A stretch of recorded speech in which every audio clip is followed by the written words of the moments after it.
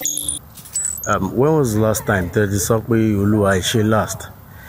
In this video, one of the major reasons that is Oluwaise more than 3 times by the end of this video.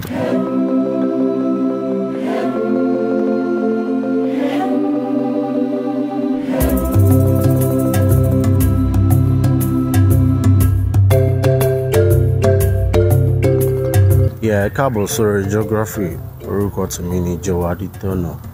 And lónìí ibi tí mo wà ní Agodi Gardens, and you can see she rẹwà, but my own personal observation about Agodi Gardens still remain the same. Tẹ́ bá fẹ́ mọ observation mi nígbà yẹn mo lọ jáde ní ẹ̀gbẹ́ yín kí ni mo wá ṣe l'Agodi Gardens, mo wá shoot series kan. Yes, we are still shooting.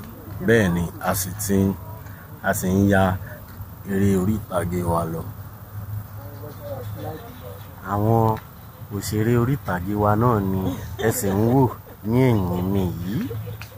Orúkọ omidan àkọ́kọ́ yìí tó wà ní ẹ̀gbẹ́ mi gangan ni Mọ́ríámọ̀ Lékejì.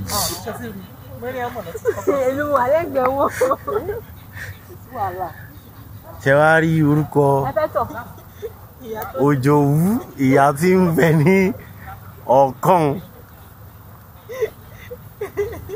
Mọ̀dámù ni wọ́n. Ẹ bá wa kí àwọn èèyàn wa. Ẹ ǹlẹ́ o, ẹ̀yin ará ilé, ẹ máa gbádùn ètò wa lọ. Ẹ̀gbọ́n is enjoying. Mo like the set of oúnjẹ tí mo jẹ mi báyìí, ó dẹ̀ gbà yìí.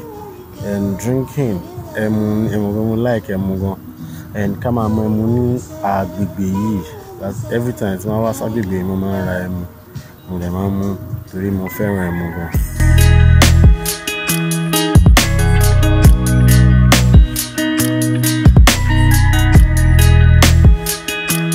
Basically, mo wá síbí wá shoot on our gig that is outside YouTube, and nǹkan kan wà tó ń gbé mi nínú gidi gan tí mo fẹ́ ká jọ sọ.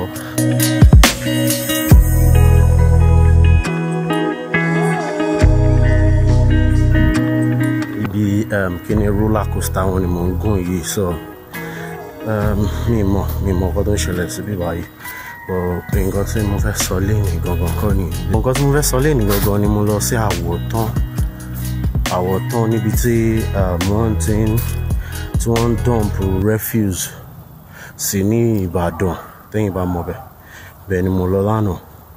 And mo dẹ̀ realize nǹkan kan tí ó jẹ́ kí n feel bákan dá. Ǹjẹ́ mọ̀ pé àwọn èèyàn ṣì wà ní Ibadan tí wọ́n ṣì ń live under $1 per day. I mean, less than $1 per day. I mean, I understand nǹkan tí mo sọ yẹn tó dẹ̀ ń bọ́ family. Tí máa ní less than, ẹ jẹ́ ká understand pé less than kò mean pé $1. Wọ́n dẹ̀ ń bọ́ family, wọ́n bọ́ everything. And ó wá jẹ́ kí n rò pé àwọn kan wà tí wọ́n live below simple life. I understand nǹkan tí mo sọ. Irú àwa ń sá mọ̀ pé just normal life là ń gbé, is not luxury, is not even close to, kò tẹ̀ súnmọ́ luxury gan rárá gan. But àwọn kan tún wà tẹ́ pé they are living below luxury, which I think I should just use this medium láti fi rán wa létí pé ẹ má yẹn ká gbàgbé láti máa dúpẹ́ lọ́wọ́ Ọlọ́run almost every time.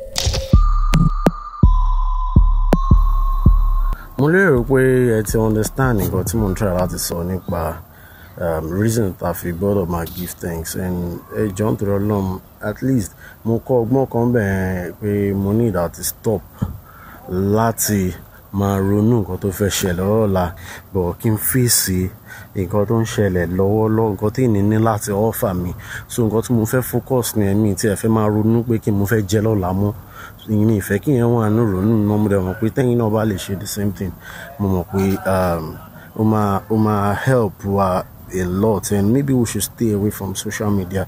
I'm trying to do it, like stay a month away from social media because one of the major things to make I feel like we and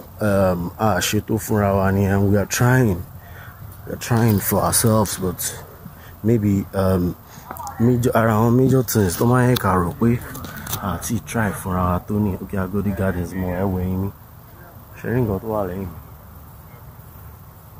peacock yẹn ọ̀kín tó pè ní ọba ẹyẹ ó dà pé wọ́n ṣètò láwọn ilé ní àwọn big ones tó wà níbi tẹ́lẹ̀ ọ̀sìn dámọ̀ ṣé ẹ̀rí wọn bẹ́ẹ̀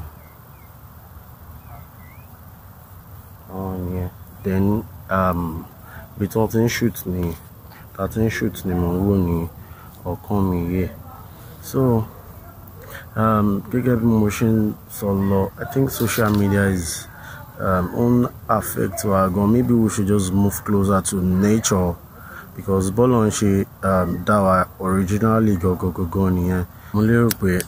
This is one of the major. This is one of the best time to move. I mean, tale sumo nature seriously.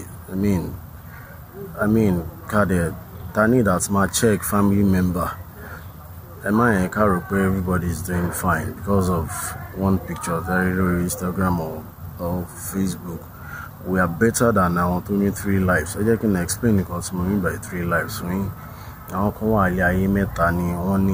reality one, which is life and only Instagram.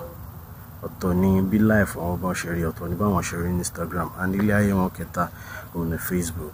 Along Wani Jackie Ilya Meji, the second and the third go better the first life were a draw and emotion.